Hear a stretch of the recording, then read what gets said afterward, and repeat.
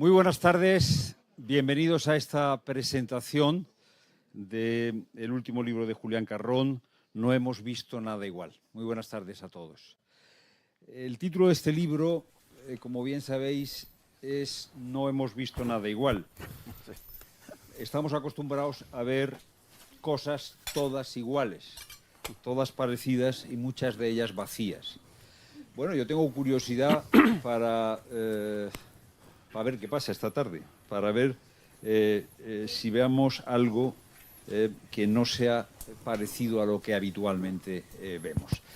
Van a participar en esta presentación Jesús Avezuela, que es el máximo responsable de la Fundación Pablo VI, al que hay que agradecer siempre la disponibilidad con la que tiene abierta esta casa y la acogida que hace habitualmente a algunas presentaciones que hacemos. No es la primera.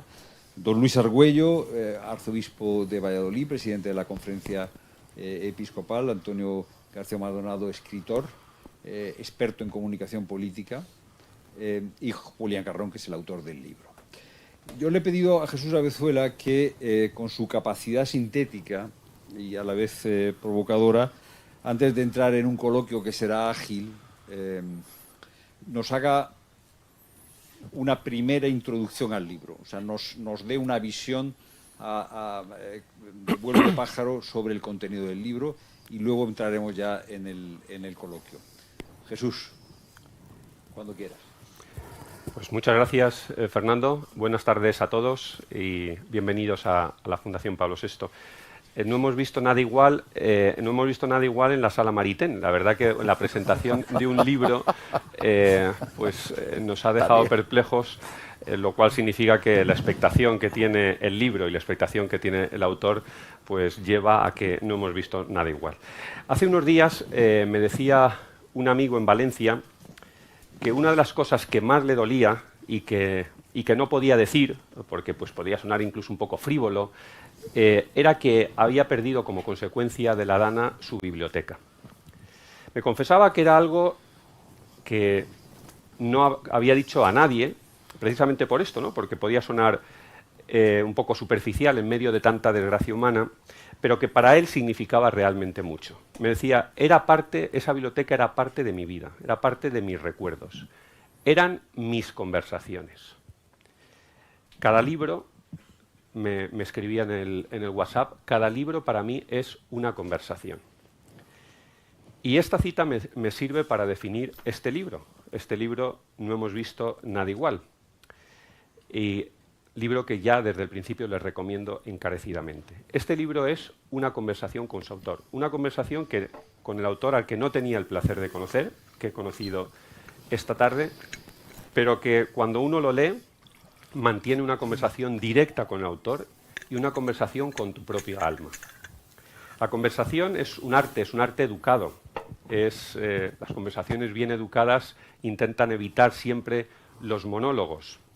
Y por eso Julián Carrón, creo, o por lo menos así parece o intuyo que lo explica en una muy breve nota, en una escueta nota al principio del libro, utiliza muy diversos géneros. ¿Qué ocurre cuando en un libro se utilizan muy diferentes materiales, géneros, ¿no? Que es lo que aquí ocurre en este libro? Entrevistas, artículos, intervenciones en mesas redondas. Puede suceder que a algunos críticos ese libro les parezca carente de unidad, carente de una unidad de temática y de género. Y no en vano, cuando algún escritor hace este tipo de cosas, lo soluciona siempre a través de una fórmula mágica que es un largo prólogo. Un largo prólogo donde explica por qué hace este tipo de cosas. Pero no es el caso de este libro. No es el caso del libro de Julián Carrón, donde tan solo en una nota de poquitas líneas, ha dicho lo que es y el libro obedece a eso que es. El libro de Julián Carrón, a pesar de los muchos textos diversos, de los géneros diferentes que reproduce, es una conversación permanente con el autor sobre la transmisión de la fe, sobre la crisis de los valores occidentales en sintonía siempre con un necesario diálogo para la esperanza. Todo ello a través del subtítulo del libro, la transmisión del cristianismo. Me permito destacar, como me encomendó Fernando de Haro, 4 puntos esenciales en los 2 primeros capítulos de los 4 en los que se divide. Los 2 primeros capítulos me han generado una especial citación los siguientes. El primero, todo lo que se escribe sobre la crisis antropológica y los valores en Occidente. Julián describe una crisis profunda en los valores que han sostenido esta civilización occidental, refiriéndose a una expresión que utiliza en varias ocasiones, el fracaso de la Ilustración. La fe en la razón y en los valores laicos, que fue el cimiento de la Ilustración, dice que ya no es suficiente para sostener la cohesión social. Coincide precisamente con una reciente, lo estábamos comentando anteriormente, con una reciente conferencia de Massimo Borghesi en Semanas Sociales, en el Encuentro Nacional de Semanas Sociales que tuvimos en Valladolid, acogida por el arzobispo de Valladolid, Monseñor Luis Argüello, donde se decía que los principios de convivencia y democracia, pensados como universales y permanentes, están siendo cuestionados por un indudable vacío existencial. Pensábamos, dice Massimo Borghesi y dice también el autor, que la caída del muro de Berlín supondría, como también dijo Fukuyama en El fin de la historia, el triunfo de aquello a lo que suponíamos un valor universal, que era la democracia. Pero el 11S, entre otros, fue un punto de inflexión y estamos asistiendo ahora al derrumbamiento de la concepción ilustrada de la convivencia. La pérdida de sentido de la vida ha derivado en fenómenos como el terrorismo y el extremismo, dice con rotundidad Julián Carrón. La secularización es el resultado de la incapacidad de los cristianos de Occidente para transmitir de un modo atractivo la fe cristiana. Y esto ha ocurrido igualmente en el mundo árabe. Dice literalmente una frase: si las personas encuentran algo por lo que vale la pena vivir, pueden no abandonarse al extremismo. Pero Julián además aporta un halo de optimismo en todas esas páginas en las que escribe sobre todo esto, en el sentido de que esta crisis ofrece también, sobre todo, una oportunidad de replantear la base de la convivencia social y buscar una renovación, una verdadera renovación en los ideales humanos. El segundo punto que me ha llamado extraordinariamente la atención es la belleza desarmada como respuesta. Julián utiliza el término belleza desarmada porque es, como todos ustedes bien conocen, el título de uno de sus libros, La belleza desarmada, para describir una forma de cristianismo que, en lugar de imponer dogmas o recurrir al poder, invita a los demás a través de su atractivo inherente, a través del atractivo inherente del cristianismo. Este enfoque se basa en la idea de que el cristianismo, presentado en su autenticidad y belleza, puede ofrecer una respuesta a ese vacío existencial del que hablaba unas páginas antes.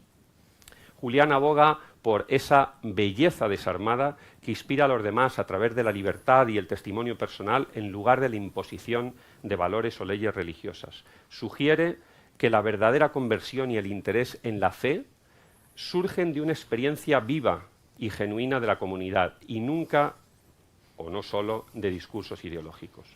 Cuando he leído este capítulo me he acordado de una columna que escribió Cristina López Slichting al hilo precisamente de la presentación de este libro y terminaba más o menos así, no he podido recuperarla, pero más o menos terminaba así, dice: después de leer este libro sé que tengo que empezar a mirar más en lugar de discutir tanto, decía Cristina. El tercer punto es el testimonio vivo del cristianismo. Es otro tema que me ha fascinado del libro. Está en el capítulo 2, lleva por título La forma del testimonio. Es también coincidente, quizás lo diga mal Julián, pero con un artículo publicado en Página 1, que a su vez es el resultado de una intervención en la Asamblea Internacional de Comunión y Liberación en 2016. Para Julián, dice aquí en el libro, la crisis de transmisión de la fe en la cultura occidental no se debe solo a la secularización, ni mucho menos, sino a la incapacidad de nosotros, los cristianos, de comunicar la fe de una manera atractiva y significativa. Lo dice además en varias ocasiones. Sostiene que el cristianismo debe presentarse como una experiencia que responde a las preguntas y necesidades más profundas del ser humano. Es ahí donde haces, Julián, grandes relatos, conversaciones y muestras cómo el movimiento Comunión y Liberación busca ofrecer este tipo de testimonios mediante obras sociales, educativas. La atracción de un cristianismo vivo y encarnado en la vida cotidiana, dices, puede ser una respuesta eficaz al escepticismo y a la falta de sentido que prevalecen hoy en día. comentas que Giussani lo llamaba eso chispa. En la página 121 hablar de la chispa, me parece una forma muy gráfica de representarlo. Y el cuarto punto es fe y razón, el cuarto punto que a mí por lo menos me ha llamado la atención, recordando un poco aquel libro de Benedicto XVI, de Fe y Ciencia, un diálogo necesario. Argumenta Julián que la fe cristiana no solo no teme al uso de la razón, sino que la exige o la debe exigir.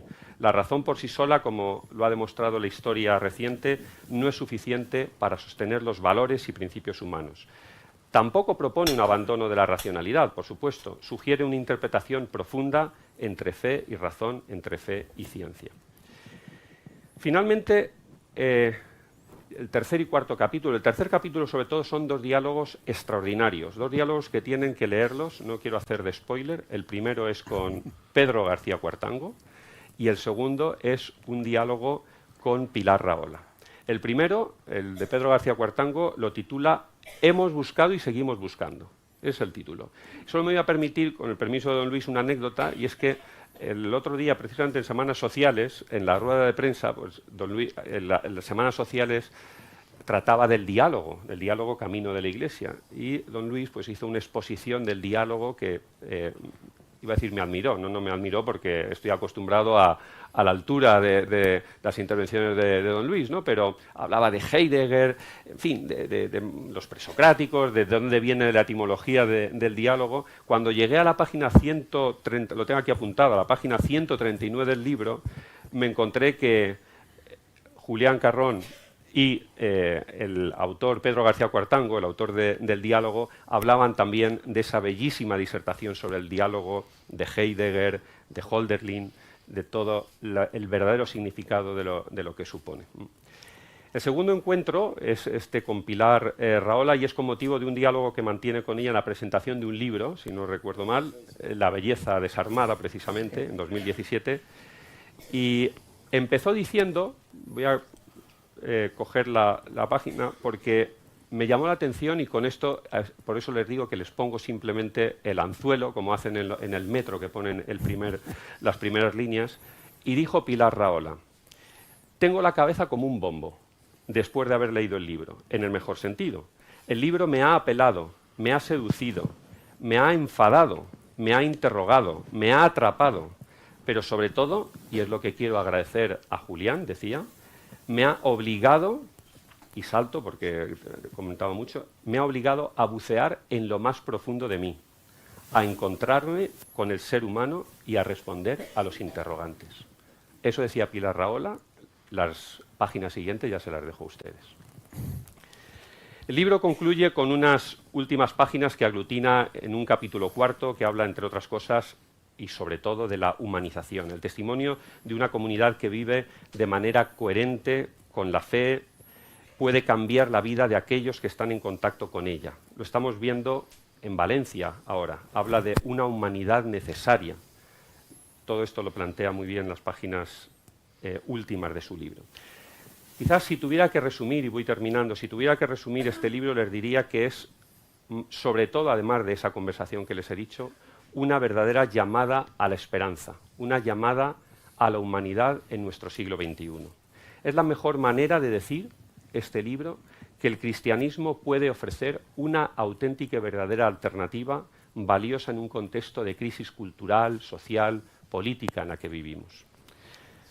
Tomando como referencia el discurso que hemos escuchado hace pocos días de la rumana Ana Blandiana en los premios Princesa de Asturias, decía que los robots van camino de ser superiores a los humanos, podrán hacer versos, podrán hacer rimas, podrán hacer ritmos yámbicos, sonetos, redondillas, prosa narrativa, pero nunca, decía, podrán experimentar las emociones que uno siente cuando escribe o cuando lee. Nunca podrán comprender el sufrimiento o el deleite o la obstinación por decir cosas sin decirlas o por expresar lo inexpresable que tantas veces se esconde bajo cada una de las letras.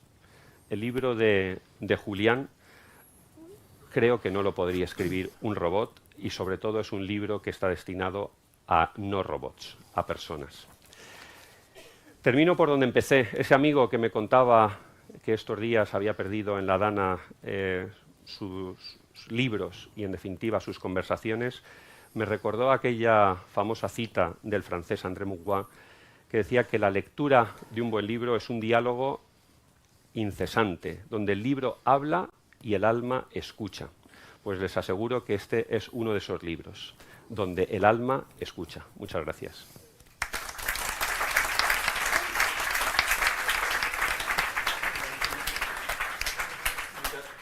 Muchas gracias, Jesús. Lo que no se te oye. Muchas gracias, Jesús. Otra vez. Muchas gracias, Jesús. A ver si este funciona. No. Ese sí, parece que sí. Muchas gracias, Jesús. Muchas gracias a todos.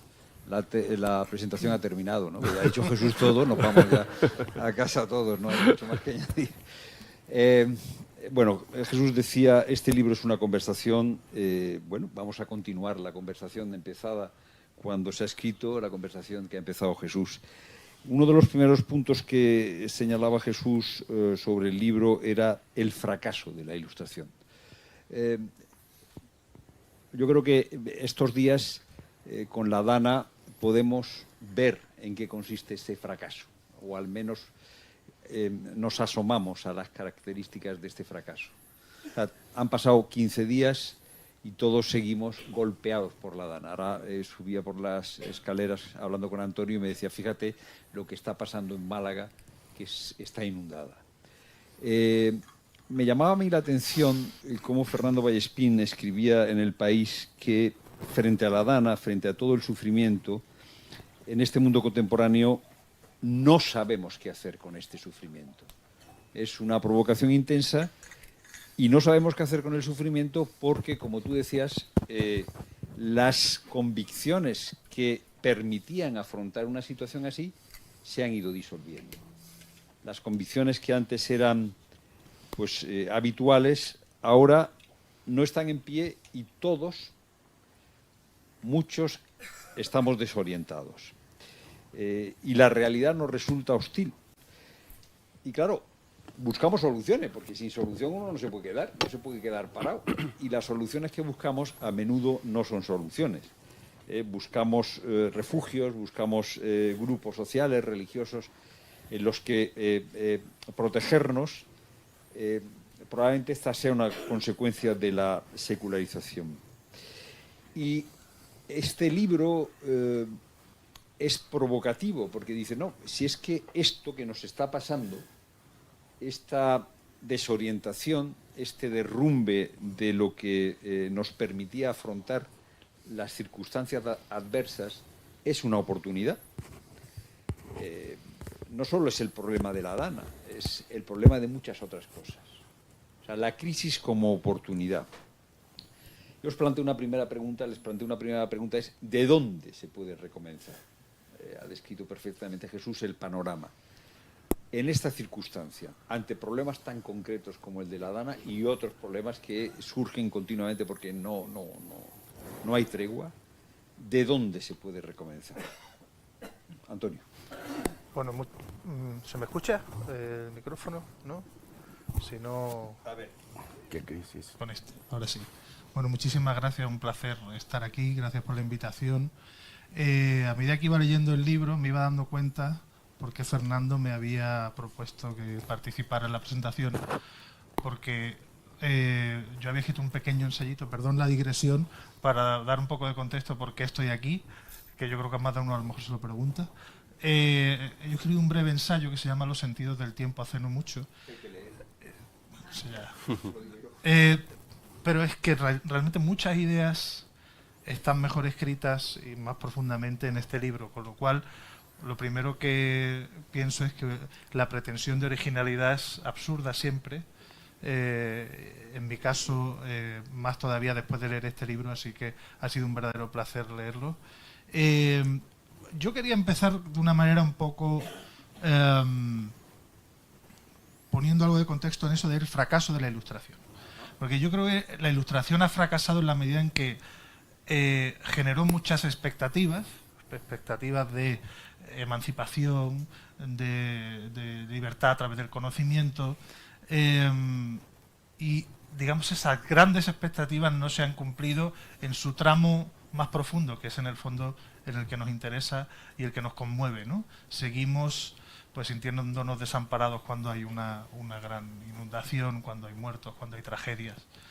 Y eso no hay ilustración ni hay conocimiento que lo palíe, ¿no?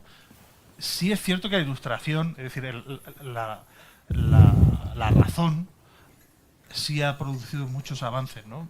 La medicina o el propio hecho de que Málaga, de donde yo soy hoy, no esté destrozada, tiene que ver, entre otras cosas, con que por los avisos que ha habido, que ha hecho que la gente se resguarde en su casa y demás, ¿no?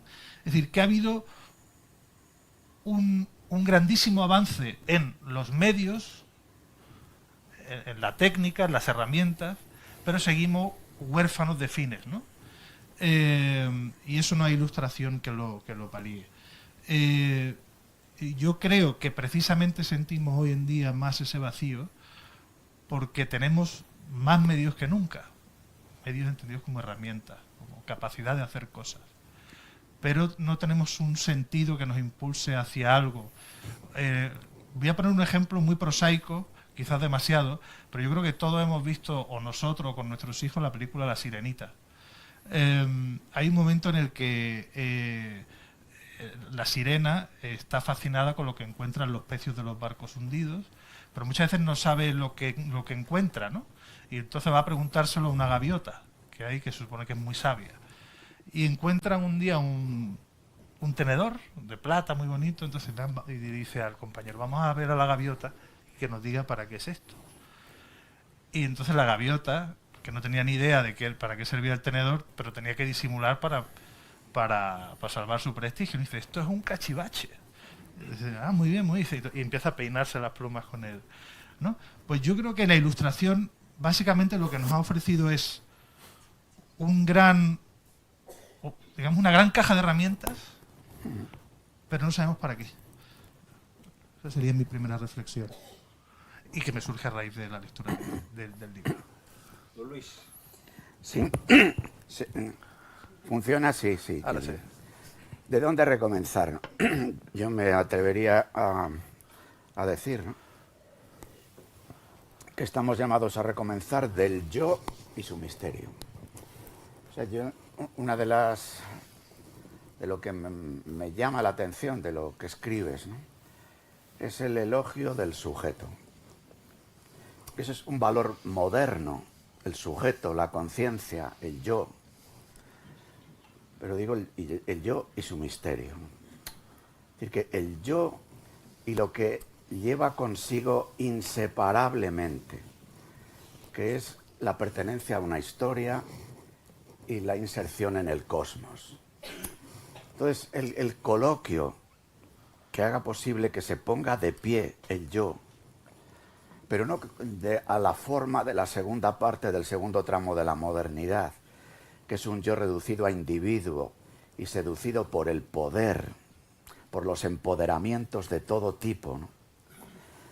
Pues este yo que en su misterio se sabe formando parte de una trama de relaciones que son al mismo tiempo espléndidas y conflictivas, bellas y tremendas, y al mismo tiempo formando parte de un cosmos, ¿no?, de la condición de naturaleza que somos, de la que pertenecemos, y que precisamente porque el propio cosmos en el que hemos podido venir al tiempo y hacer historia está también afectado por los problemas del yo. Así, la pretensión cristiana dice que el pecado del origen ha contaminado al cosmos y ha generado una desarmonía, ¿no?, que a veces nos sorprende, ¿no?, cuando el cosmos nos muestra el rostro feroz del caos, como estamos viendo de alguna forma, ¿no?, en tantas cosas, ¿no?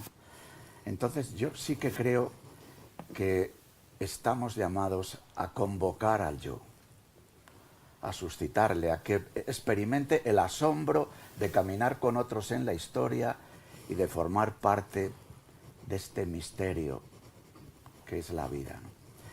Tu libro me ha recordado, no me ha recordado, es que lo he leído al mismo tiempo que Dilexit Nos.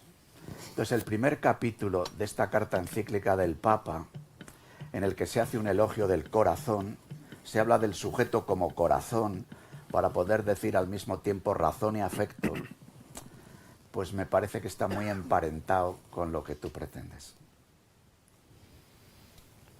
Gracias. ¿Presidente?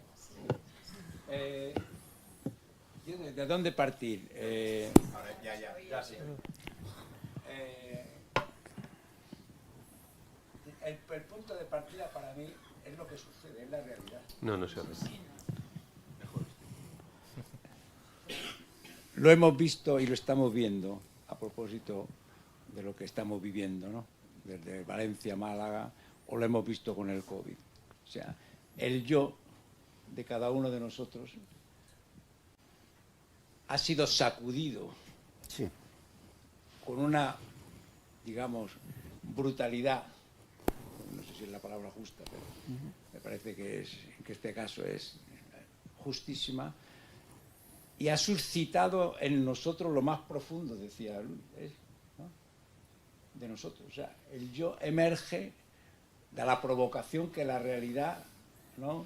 Podríamos estar, cada uno puede simplemente recordar cómo estaba cuando empezó el COVID y qué imagen se habían comenzado a hacer en cada uno de nosotros de qué es lo que podía suceder cuando se desarrollaba y veíamos las dimensiones del drama, ¿no? Empezó a remover lo más profundo hasta de los más escépticos. O sea, como si la costra que se había creado en nosotros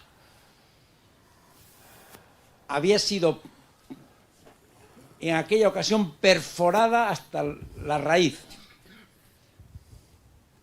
Y digo, esto ha suscitado en tantos de los hombres como una percepción de sí mismo que quizá no tenían, porque se habían acostumbrado, o nos habíamos acostumbrado a una normalidad un poco plana, ¿no? Encefalograma plano, ¿no? No es que suceda ningún drama, es que simplemente uno vive, sobrevive en esta situación, ¿no? En cambio, una cosa como de este tipo ha revuelto todo y de nuevo, y nosotros cada uno de nosotros sabe qué camino ha hecho delante de esta provocación. Y hemos sido de nuevo convocados delante de una provocación como la que estamos viviendo, y cada uno hace el test del camino que ha hecho. Cada uno, cómo está reaccionando delante de Valencia, puede ver en qué medida la propia persona ha adquirido una capacidad de afrontar la vida, porque si no, como dice Eliot, ¿dónde está la vida que hemos perdido viviendo? Porque si cada cosa que sucede en la vida no es para generar una mayor capacidad en cada uno de nosotros de estar en la realidad, cada cosa que sucede nos debilita todavía más, y nos hace estar en peores condiciones de afrontar los nuevos desafíos. Puede ser la inteligencia artificial mañana, que no necesariamente tiene que ser una desgracia, o puede ser el desconcierto que vemos en tantos jóvenes, ¿no? O sea, por eso, para mí el punto de partida siempre es la realidad de lo que sucede. Y cada uno puede ver en el último tramo de la vida que todos, sin excepción, hemos vivido, porque aquí no es que a algunos le ha sucedido y a otros no le ha sucedido el COVID o no ha sido provocado por Valencia. Todas estas provocaciones nos afectan a todos en primera persona y tenemos en común esta comunión de nuestra humanidad es cuando la sentimos todavía más agudamente y vemos cómo cada uno está delante de esto y cómo quien ha vivido puede ofrecer al otro las razones o lo que le ha servido para afrontar el nuevo desafío o no. Porque la prueba de que ha sucedido es si cada vez que que pase el tiempo por nuestra vida nos hace ser más nosotros mismos. Por eso me llama mucho la atención una frase de Giussani que me parece muy sintética. La fuerza del sujeto es la intensidad de la conciencia que tiene de sí mismo, Sí. de la autoconciencia de sí. Porque si no crece la persona de cada uno de nosotros, estaremos cada día más inermes delante de la realidad. Que hoy puede ser esto, mañana puede ser una enfermedad, pasado mañana puede ser la pérdida del trabajo o un accidente en la máquina. Y por eso me parece que la respuesta a este desafío que estamos viviendo y que ningún tipo de progreso, que son bienvenidos todos, nos ahorra, ¿no?, es para crecer. Y por eso me llama mucho la atención la frase de Eliot. ¿Dónde está la vida que hemos perdido viviendo? ¿Y dónde está la sabiduría que necesitamos para vivir que hemos perdido con la información? Sí. Porque todo esto nosotros hemos crecido respecto a nuestros antepasados en mucha más información, pero no sé si en capacidad de estar delante de los desafíos de la vida. Y esto es lo que pone en cuestión, digamos, el avance que hemos hecho. No porque sea negativo, sino porque nos pone delante que hay algo que hemos perdido, ¿no?, y que, lo que decía Vallespín, está delante de todos, porque no es que estamos más, somos más capaces de estar delante de estos desafíos que la realidad no nos ahorra a ninguno. Yo creo que en esta primera intervención ya hay una serie de provocaciones que me parecen muy interesantes. A mí ya me ha saltado el guión que me había preparado, porque querría hacer una segunda ronda sobre esta cuestión. Sí. Yo creo que con mucho realismo Antonio dice, tenemos una caja de herramientas que no sabemos para qué sirve, es decir, no sirve para nada. Porque si no sabes que el martillo sirve para poner el clavo, no te sirve para nada el martillo. O sea, la caja de herramientas que teníamos o que habíamos heredado o que está ahí, pero es inútil. Y entonces, frente al desafío, escucho dos palabras, el yo y la realidad. Claro, uno lo primero que puede pensar es que la realidad es algo que me hiere, que no comprendo, ¿por qué la realidad puede ser el camino para el crecimiento del propio yo, cuando en realidad la relación con los acontecimientos muchas veces nos llena de miedo, muchas veces nos hace... sí, porque el miedo es una sensación que domina con frecuencia. O sea, la caja de herramientas está en la relación entre el yo y la realidad. ¿Qué tipo de relación permite que la realidad no te aplaste y que crezca el sujeto, que crezca el yo, que la caja de herramientas sirva para algo? Antonio. No sé si ya funciona el micrófono. Sí, ¿Ahora sí? Sí.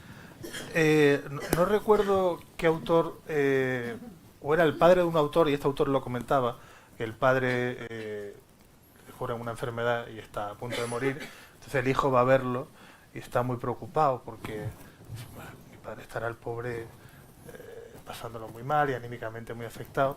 Y lo que le cuenta el padre a él, dice, hijo, estoy muy bien porque tengo una curiosidad infinita. Igual que tiene una curiosidad infinita a lo largo de la vida, había sido un naturalista muy famoso, Dice, esa misma curiosidad es la que aplico a la hora de mi muerte. Tengo una curiosidad infinita por ver qué es la muerte, qué hay después y demás, ¿no?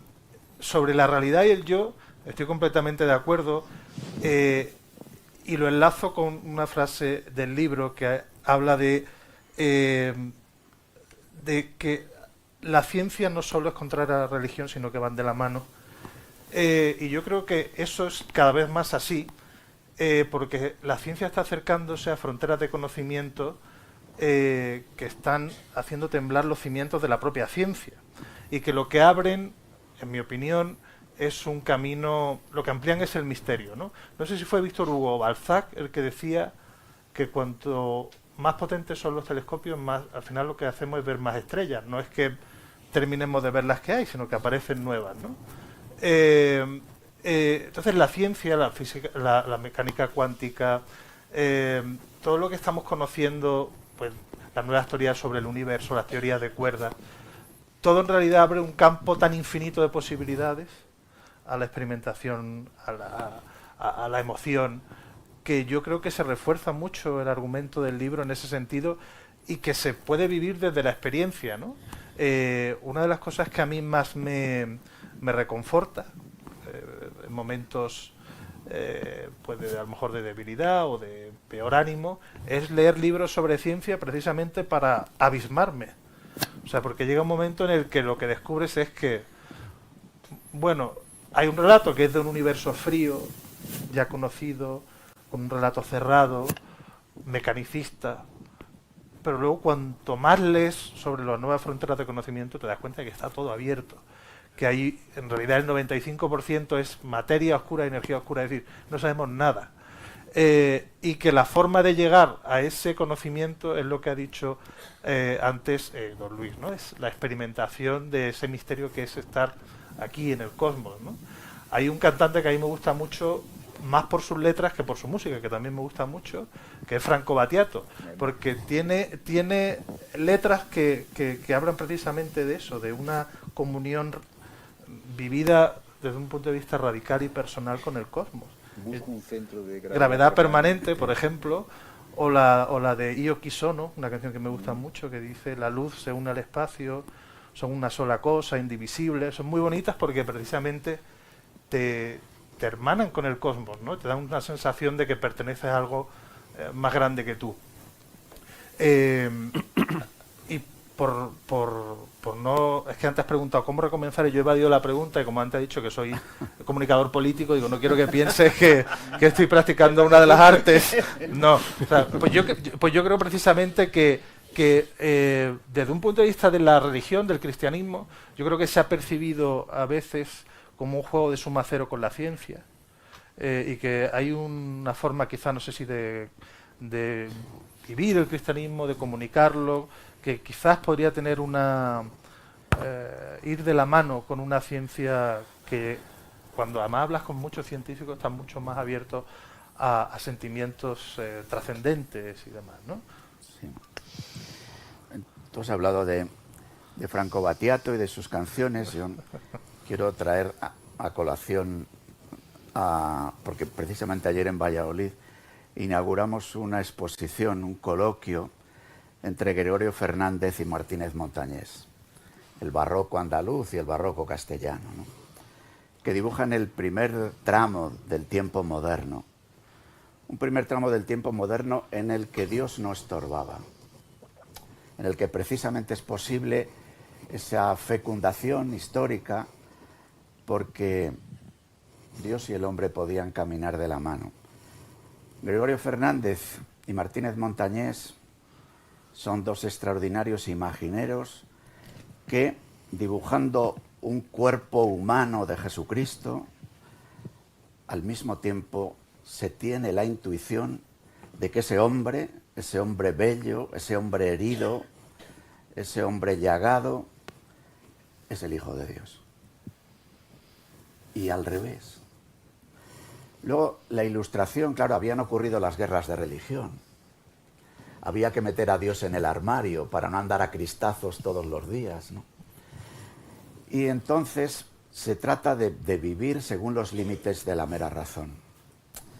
Claro, al vivir la propia fe, el propio acontecimiento cristiano, la propia propuesta moral que surge del cristianismo y de la antropología que de él se deriva, pues la que termina perdiendo es la propia razón, que termina siendo alguien que además de descubrir instrumentos ayuda a contarles y a organizarles, ¿no?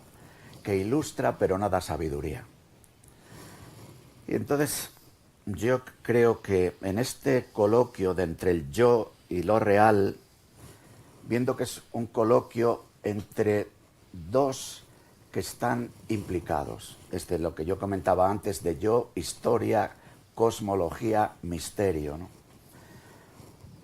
Yo creo que nosotros estamos como convocados a un doble ejercicio de la misma intensidad. Por una parte, de una fuerte escucha de lo que es el sujeto humano en la vida histórica y sus asuntos y en la vida de la naturaleza, que a veces es enfermedad o a veces es un desastre, como el de estos días, ¿no? Algo imprevisible y que evidentemente hacemos bien en reclamar prevenciones y demás, pero ha ocurrido un acontecimiento en el que la naturaleza ha dicho aquí estoy y ahí está, ¿no?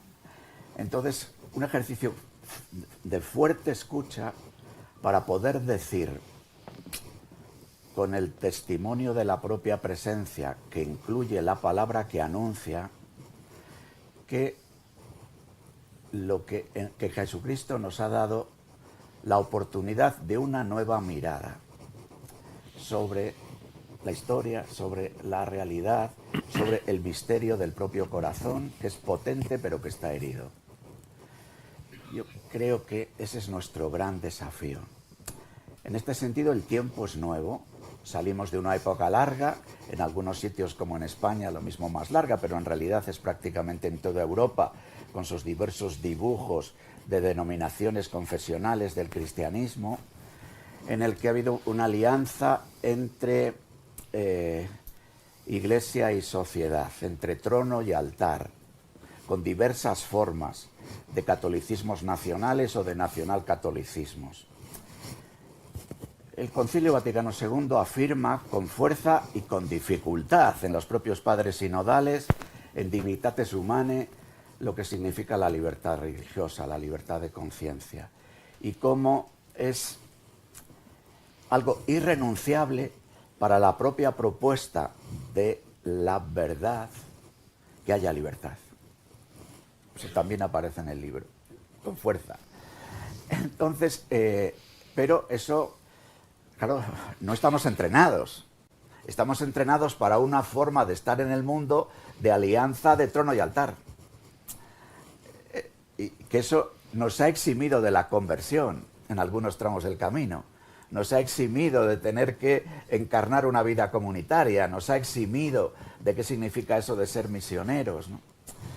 Y tenemos ahora esta oportunidad estupenda, este momento tan espléndido, ¿no? De poder decir, escuchemos de nuevo corazón a corazón. Y humildemente anunciemos que Jesucristo es verdadero Dios y verdadero hombre, y que en él aparece una humanidad lograda que nos permite acercarnos al misterio, incluso dar nombre, aunque el nombre, que es un nombre que está sobre todo nombre, nos supere, y siempre vamos como a palpas. Pero yo creo que eso está así. Cuando el otro día, perdonadme que me estoy extendiendo demasiado, hablaba con unos chavales que habían estado en Valencia, con su madre, una de estas madres bravas, que tuvo una intuición. Yo, con estos chavales, entre los cuales estaban sus hijos, no sé cómo hacer para el objetivo del subtítulo, la transmisión del cristianismo hoy. Vamos allá. Claro, han vuelto con la experiencia de que han ayudado algo, han estorbado otro poco, pero sobre todo han recibido una experiencia que les ha alegrado el corazón. Y desde ahí incluso se puede dar nombre. Al contar también que al final del día, después de haber andado con barros, palas y escobas, hicieron una oración con alguna de las familias afectadas y la familia afectada dijo, hombre, nos habéis ayudado, porque así estaba esto. Pero claro, con la oración nos habéis dado una esperanza. Bien, ahí lo dejo. Me parece que lo que decía anteriormente Antonio es muy significativo, ¿no? Porque es verdad, o sea que la ciencia, cuanto más avanza, más te abre, ¿no? Yo lo decía a los chicos desde el principio de mi enseñanza, digo, imaginaros cuando llegabais a casa todos contentos de la primera cosa que habíais aprendido de las matemáticas, ¿no? Ahora sabéis muchas más matemáticas al final del bachillerato, pero sois infinitamente más conscientes que no sabéis nada respecto a otras cosas que no sabíais ni que existían, ¿no? O sea, se ensancha el horizonte, por eso tienes razón, o sea, no es en contraposición, es simplemente que cuanto más avanza nuestro conocimiento, más se abre el horizonte. Por eso el misterio, ¿no? Como decía Einstein, es parte fundamental del investigador, del verdadero científico, ¿no? Porque sin misterio no se avanza en la ciencia, ¿no? Pero además es que esto no es que sucede solo en el campo científico, es que es la naturaleza propia del cristianismo, o sea que Cristo, ¿no?, ha introducido una presencia en la historia, como decía su excelencia, que no simplemente no ha reducido, ahora ya no tenéis que usar la razón, sino que provocaba la razón delante de lo que sucedía realmente, ¿no? Hasta el punto de poder decir, nunca habíamos visto una cosa igual, o sea, nunca habíamos visto nuestra razón tan dilatada, tan desafiada como cuando veían los milagros, ¿no? Pero ¿quién es este? Que hasta el mar y las olas le obedecen. O sea, era la posibilidad de ver en acción una presencia que no simplemente no reducía la humanidad, sino que la exaltaba, ¿no? Exaltaba la razón, exaltaba la libertad, porque te ponías delante de una decisión, pero yo puedo negar la evidencia de lo que sucede en mí delante de esto. O sea, era una provocación a la totalidad de la persona, ¿no? Y que, por tanto, a aquellos que lo seguían estaban constantemente relanzados en su camino. Por eso, a mí me parece que todas estas circunstancias, ¿no?, ahora, por ejemplo, delante de una cosa como la de Valencia, como con el COVID, digamos que los conocimientos y todo el avance de la ciencia, o también cierta modalidad de vivir la fe, no simplemente no ensanchan la razón, como decías tú, sino que casi la arrugan, o sea, casi se queda uno tan paralizado de lo que sucede que la razón prácticamente desaparece y el cristianismo se convierte en una forma de piedad, ¿no?, desencarnada de la persona. Cuando le hago rezo, pero es como arrancado de mi racionalidad. Sí. Estos días leía un artículo en el New York Times de David Brooks, delante de a propósito de las elecciones americanas, donde decía, he ido a una iglesia y era todo alegría, gozo, ¿no? Pero en el fondo una frustración de fondo, o sea, como si el acontecimiento cristiano no tocara el fondo último de la persona. Y por tanto, al final, si el acontecimiento cristiano, cuando suceden estas cosas, no puede dar una contribución a este miedo que paraliza la razón, al final los cristianos y los no cristianos nos encontramos totalmente desprovistos, inermes delante de una cosa así. Sí. Y esto es el gran desafío. Sí, porque la desvinculación que tú has dicho bien, ¿no?, en una forma de vivir el cristianismo, que se separa el culto y la vida, se produce también en la sociedad secularizada.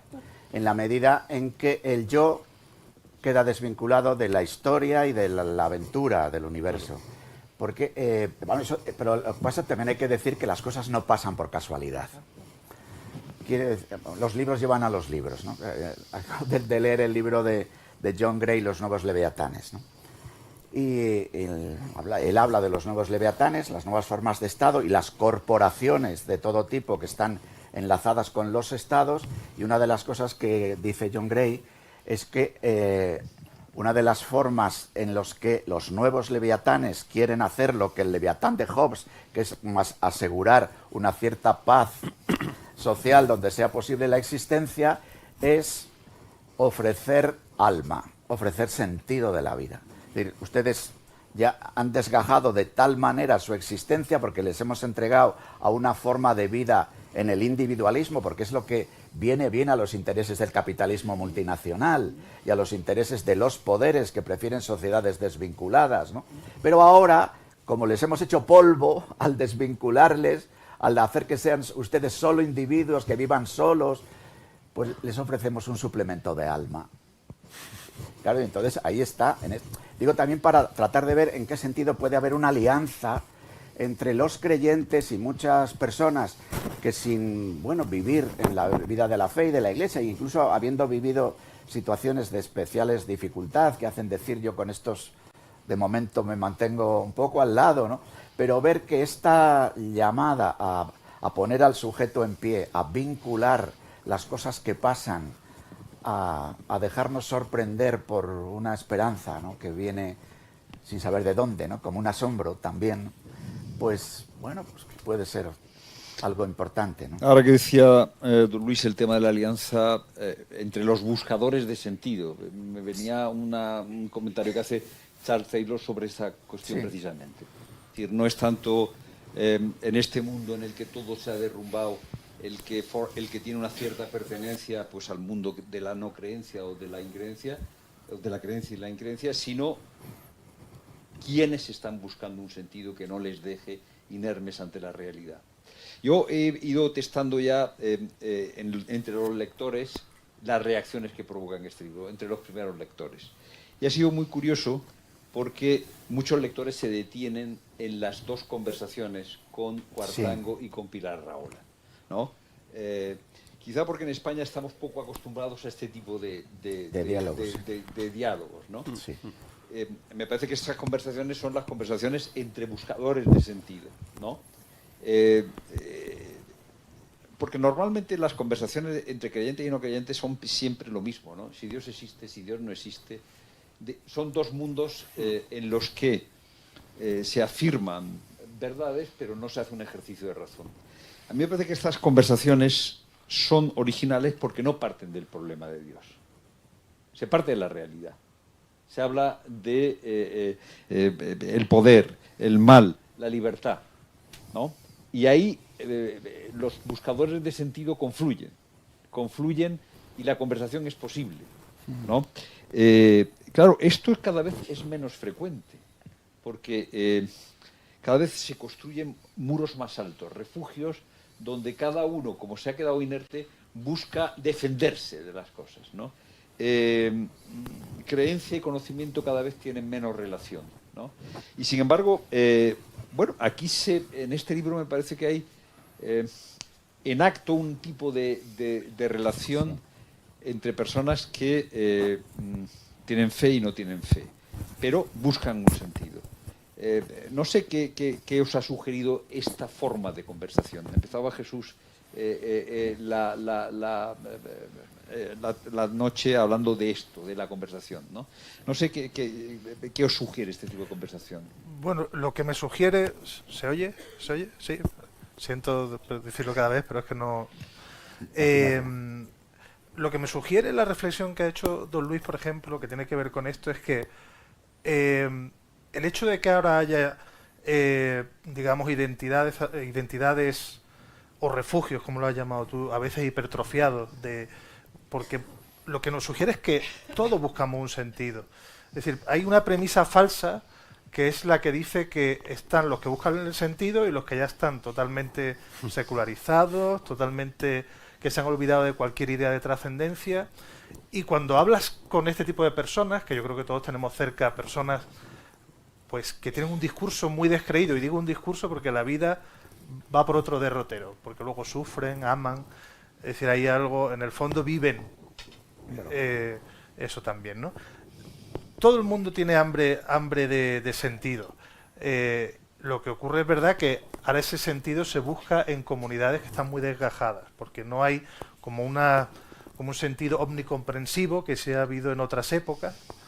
Entonces, primera premisa, es decir, no hay una sociedad que ha dejado de buscar un sentido frente a comunidades religiosas que sí lo buscan. Yo creo que todos buscamos un sentido, si no la vida sería insoportable. Yo tengo esta discusión con uno de mis hermanos, que es muy descreído y tal, dice, no, es que no sé por qué tenéis hijos, no sé por qué, porque es una irresponsabilidad, porque esto es todo sufrimiento y tal. Sí. Y digo, pero luego tú estás todo el día en el médico, si es que porque eres hipocondriaco, por algo estarás algo valorarás de tu vida, porque yo voy al médico una vez al año y tú estás todo el día a la mínima, o sea, algo apreciarás de tu vida, ¿no? Con lo cual, yo creo que hay algo de pose de la época en hacerse un poco no sé si el valiente, yo no necesito creer en nada, no necesito pensar que puede haber algo, no necesito abrazar ningún misterio, porque para mí la explicación mecanicista es la que me vale y es la que creo. Que eso sí que es una creencia a raíz de lo que nos va enseñando la ciencia. Con lo cual yo creo que esa sería una primera reflexión casi optimista. Es decir, el hambre de sentido está extendida por la sociedad, ¿no? Es decir, es un campo fértil, por decirlo de alguna manera, con alguna imagen. Y eso es lo que me han sugerido las conversaciones, ¿no? Y a raíz de esas conversaciones entiendo también por qué me llamaste, ¿no? Porque básicamente mis dos ensayos tienen que ver con eso, ¿no? Con un momento de crisis personal, pues eso, de falta de sentido o de no ser capaz de verlo. Y yo bosquejo un poco en la ciencia, en este abrazo que sugiere el libro de Julián Carrón. Entonces yo creo que por ahí puede haber un camino, ¿no? Hambre de sentido. Yo creo que este camino que estamos describiendo es una oportunidad, ¿no? Porque cuando todos nos estamos descubriendo buscadores de sentido, es cuando verdaderamente puede establecerse un diálogo, ¿no? Donde cada uno puede poner a disposición del otro la experiencia que ha hecho, ¿no? Porque cada uno está buscando las respuestas para poder vivir la realidad, para poder vivir los desafíos, ¿no? Como tu hermano. La cuestión es si en el diálogo, cuando tú hablas con él, él percibe que tú le das algo que le puede ayudar a vivir su visita al médico constantemente como una posibilidad. O sea, y esto es lo que en este momento a mí me parece que es una ventaja respecto al pasado, ¿no? Y que a pesar de los muros, ¿no? Y a pesar de todas las intentos de cerrarse en las burbujas varias de la sociedad o de las ideologías, en el fondo es como existe siempre como una rendija, ¿no? Que permite este diálogo a todo campo, este diálogo real, ¿no? con las personas como Cuartán o Pilar Rahola, o sea, que son un ejemplo de tantos otros diálogos que he tenido en estos años, porque para mí el deseo era no simplemente contármelo a mí mismo en mi habitación, sino ver si las razones que yo tenía para estar en la realidad estaban en pie delante de cualquier interlocutor, ¿no?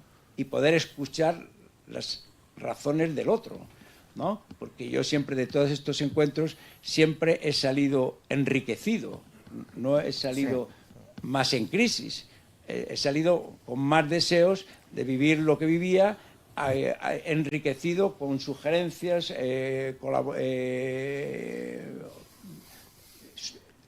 indicios que me daban que quizás no había tenido.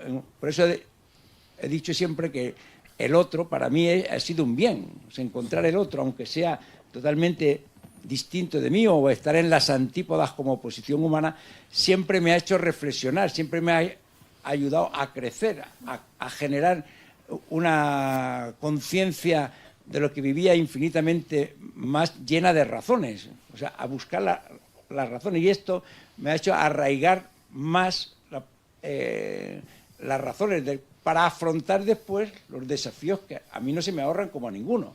Por eso digo que toda esta situación puede ser una oportunidad, como digo tantas veces en el libro, porque ya el trono y el altar ya es de otra era geológica, ¿no? No en todos los sitios. Es perfecto. Pero, digo, el hecho que se pueda hacer este tipo de diálogos en la nueva situación, me parece que puede dar una oportunidad como para que se pueda dar un paso significativo en esta, digamos, búsqueda común, ¿no? En todo lo que vivimos. Yo creo que en el texto también aparece, además, pienso ahora en uno de los capítulos concretos, el que cuando tienes lugar un encuentro en el 17 en octubre, cuando va a ser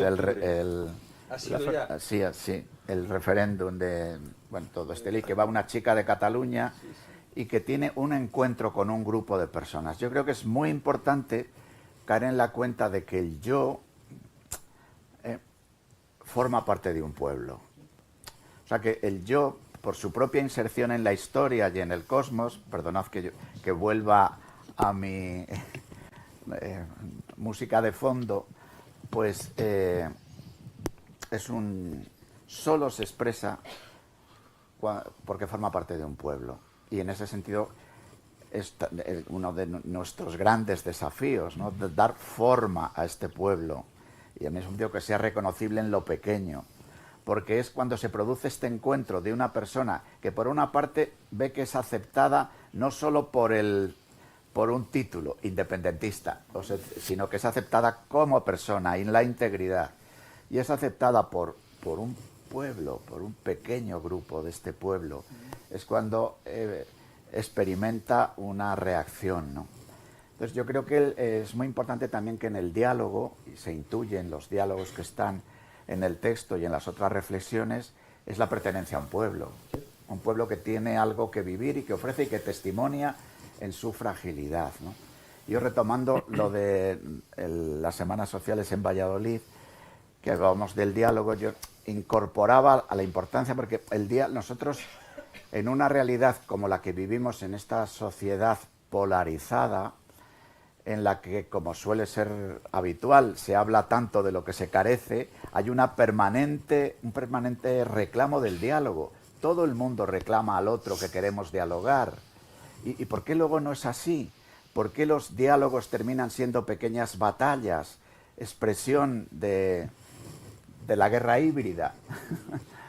Bueno, porque también la Ilustración, que invitó al diálogo, ha quedado atrapada por la dialéctica de los contrarios. Con lo cual el diálogo está herido por esta dialéctica permanente de los individuos con pretensión de poder, con el cual el diálogo siempre está trufado por una estrategia de a ver si le venzo al otro con el que estoy dialogando. Y eso yo decía en la intervención en la Semana Social, ¿no? La importancia de que aparezca un tercero, porque también en esto somos a imagen y semejanza de la Trinidad. Entonces nuestra manera de dialogar, nuestra manera de ver lo real, tiene que ser una manera que ponga en relación. Y en este caso, el tercero de un diálogo tiene que ser ese elemento común en el diálogo, que a veces, como en estos días, son los pobres los damnificados, los heridos, los golpeados, o que puede ser la búsqueda del sentido, hay una búsqueda compartida, con lo cual nuestro diálogo, que siempre puede tener la tentación de encerrarse en la dialéctica, está permanentemente convocado a salir de la dialéctica porque hay un tercero que te convoca. Claro, por eso, por ejemplo, el diálogo entre los esposos hoy es tan problemático y tantos matrimonios quiebran o ni siquiera llegan a ser porque se renuncia al tercero, y el tercero es el hijo. Entonces, cuando hay una renuncia ontológica en la propia relación a que aparezca el tercero, pues lo normal es que ese diálogo termina siendo una dialéctica, y hasta que la dialéctica termine mal, hace falta el tercero y sabernos formando parte de un pueblo, ¿no? Estamos entrando ya en la recta final de esta conversación. Ha aparecido en diferentes momentos de la tarde, ha aparecido las notas que definen a una experiencia cristiana capaz de estar ante el desafío del momento presente. Incluso habéis dicho que esta circunstancia de secularización para los buscadores de sentido, sean cristianos o no, es una oportunidad. Habéis coincidido en subrayar esto. Bueno, me gustaría terminar haciendo referencia al título, ¿no? No hemos visto una cosa igual. Aquí lo que se propone es que, que en una experiencia de este tipo, la experiencia que tuvieron los discípulos, es la experiencia que permite que el cristianismo esté en pie, que si no, el cristianismo no podría estar en pie. No sé, ¿qué os parece esta propuesta, esta forma de entender el cristianismo sometido a la conveniencia humana, como regla, ¿no?, de un cristianismo capaz de estar frente a los desafíos del tiempo presente? Antonio. Pues me remite a un libro que antes quería recomendar y comentar, que es un libro muy interesante de conversación. Son dos biografías entrelazadas de Einstein y de un filósofo francés, bueno, ahora lo busco y lo diré, que reivindica precisamente frente a la frialdad de Einstein, que decía que el universo prácticamente no necesitaba de la experiencia. Henri Bergson, exactamente. Es un libro maravilloso de una autora mexicana, está en Editorial Arpa. Digamos que hemos dejado atrás un tiempo que ha estado dominado por una visión más proclive a Einstein, bueno, aunque Einstein estaba abierto al misterio, sí, que eso como cita muy bien el autor, pero es verdad que Einstein tiene una visión más fría en cuanto a las reglas, ¿no? En cuanto a que el universo era cognoscible a través de una serie de leyes matemáticas y que se trataba de ir descubriéndolas como si fueran pequeños acertijos, ¿no? Y Bergson, por el contrario, decía que en ese conocimiento las reglas no eran suficientes, que lo que era esencial, la única manera casi de conocer, era a través de la experiencia humana. Entonces reivindicaba que la experiencia, más allá de todos los sesgos, de las insuficiencias, seguía siendo y sería siempre en realidad el único vehículo que tendríamos de reconocimiento y de conocimiento. Con lo cual yo estoy totalmente de acuerdo de la premisa con la que parte el libro y que tú has comentado. Luis. Sí, yo creo que momentos como el presente, tú citas a Hannah Arendt y dices, la citas en un texto en el que ella invita o reconoce cómo los momentos de especial dificultad son momentos para volver a plantearse las preguntas. Es decir, que ese texto me ha servido, entre otras cosas, en la preparación de mi discurso a la plenaria de los próximos días. Adelanto la cita. Pues, y yo creo que esto es así, ¿no? Que se nos da ahora esta oportunidad que tenemos. Y en ese sentido, si logramos que un diálogo restablezca la confianza de poder ser escuchados sin censura unos y otros, pues en ese diálogo podemos ofrecer nuestro testimonio. Podemos recibir nuestro testimonio del asombro. Claro, porque para poder decirle a otro no hemos visto nada igual, hay que haber vivido la experiencia, si no, pues seguimos en el funcionalismo, con lo cual no avanzamos nada, ¿no? Por eso yo creo que el Papa Francisco, ¿no?, que invita tanto a anunciar el querigma, ¿no?, que habla luego de la dimensión social del querigma. Claro, empieza diciendo que el anuncio del querigma solo es posible si has tenido la alegría de haber experimentado la misericordia, ¿no? Y yo por eso también es bueno que presentando un libro hablemos de libros, ¿no?, de otros. Pues cuando el Papa Francisco nos convoca ahora a un año santo con el lema Peregrinos de Esperanza y con la bula de convocatoria, que es un texto breve pero potente, sencillo, y nos está invitando a dejarnos asombrar por algo que ponga de pie la esperanza, ¿no? Y desde ahí peregrinar y poder compartir con los compañeros de camino en la vida, ¿no? Yo creo que en ese sentido me parece que el Papa Francisco, con su arranque de pontificado, con luego haber ensanchado el querigma con una dimensión trinitaria, con el querigma de Dios que es creador y padre, Laudato Si, Fratelli Tutti, ¿no?, y ahora con este texto sobre el corazón de Jesús, ¿no?, pues por una parte nos invita a reconocer el corazón, para hablar de corazón a corazón. Hay una sala dedicada a Newman aquí en esta casa, ¿no? Pues también el poder vivir la experiencia del asombro para que se nos note en la mirada y en las manos. Sí, yo pienso que el cristianismo o es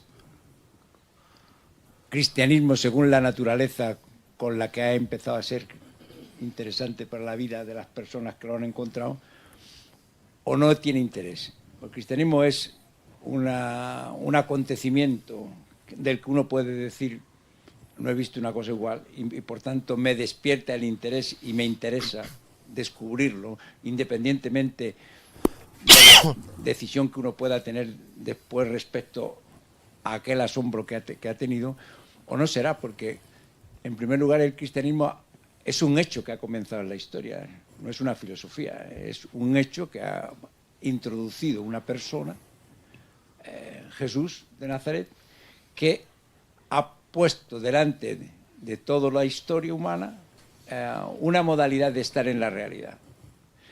Y el cristianismo, si se reduce a menos de este acontecimiento delante del cual uno puede decir no hemos visto una cosa igual, el cristianismo reducido a discurso, o reducido a ética, o reducido a una serie de prácticas piadosas, pues no tendrá más interés, porque hay tantas realidades humanas, sociales, que pueden tener reglas, que pueden tener gestos, que pueden tener, pero no será en grado de dar una respuesta a esta búsqueda de sentido que nos permite poder estar no solos, llenos de miedo, sino acompañados por una presencia histórica real que pueda ayudarnos a que no prevalezca el miedo, la desconfianza, el escepticismo respecto a la vida, respecto a la historia. En una situación como esta, en que tantas personas están, digamos, desorientadas, pienso a tantos jóvenes, que el cristianismo pueda ser presentado y percibido y testimoniado como un acontecimiento hoy presente, no simplemente como un recuerdo devoto del pasado o como una cosa de la historia, pero que ya no se puede encontrar en el presente, porque esta es la grande objeción. Yo me acuerdo cuando empecé a dar clases, y con esto acabo, prof, lo que dice cuando nos lee el Evangelio es estupendo y no puede menos de asombrar a quien lo escucha, pero esto ya no sucede hoy. Claro. Porque un acontecimiento como el cristianismo, que tiene que ver con la historia, o permanece en la historia o pierde el interés como una cosa del pasado. Y por tanto, el desafío delante que el cristianismo tiene hoy y tienen a través de los que hoy lo viven es si puede resultar una presencia significativa como para poder decir con asombro: yo no he visto jamás una cosa igual, porque si no, no tendrá interés como una reliquia del pasado. Tenemos tantas reliquias que una más pues no molesta, pero no será significativa para afrontar todos los desafíos que la realidad no nos ahorra a ninguno. Decía al comenzar que tenía curiosidad por ver qué sucedía en este coloquio. ¿Qué he visto yo o qué hemos visto esta tarde? Pues hemos visto a 4 personas, a 4 hombres que valoran la razón, que no tienen miedo de la realidad, que están seriamente los 4 comprometidos en la búsqueda de un sentido para la vida, que no andan refugiándose, que no andan quejándose, que no están lamentándose y pensando en los tiempos pasados, sino que consideran el tiempo presente como una oportunidad. Y la verdad es que eso es un espectáculo por poco habitual. O sea, por poco habitual. Yo creo que todos somos como el hermano de Antonio. Esta es la conclusión. Todos somos como el hermano de Antonio. Vamos al médico, o sea, todos vamos al médico, todos somos hipocondríacos, o sea, todos buscamos un sentido.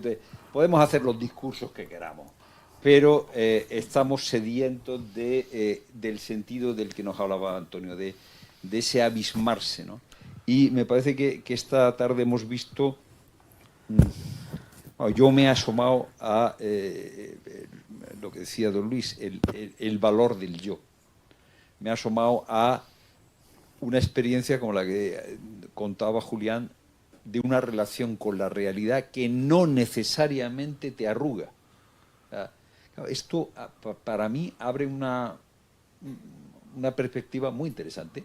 O sea, no necesariamente tengo que estar defendiéndome de la realidad, porque la realidad, tal y como es una oportunidad. Y yo también he visto esta tarde cómo la expresión, la expresión "no hemos visto nada igual" no es algo que esté condenado a quedarse en el pasado, sino que puede suceder como ha sucedido esta tarde. Gracias a todos. Muy bien.